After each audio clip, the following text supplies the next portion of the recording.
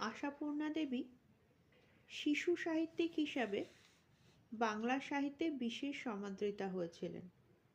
ছোটবেলায় বহু কষ্টের মধ্যে দিয়ে তিনি লেখাপড়া শেখেন এবং বাচ্চাদের নিয়ে তিনি বহু গল্প লেখেন। পরবর্তীকালে জ্ঞানপীঠ পুরস্কার প্রাপ্তা এই লেখিকার একটি অন্যতম ছোট গল্প হচ্ছে জ্ঞানচক্ষু,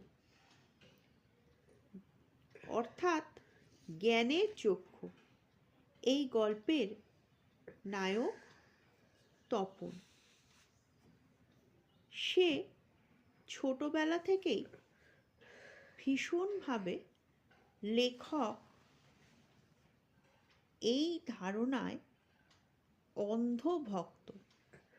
তার মনে হয়েছে যে লেখক বোধহয় কোনো ভিন গ্রহের মানুষ হন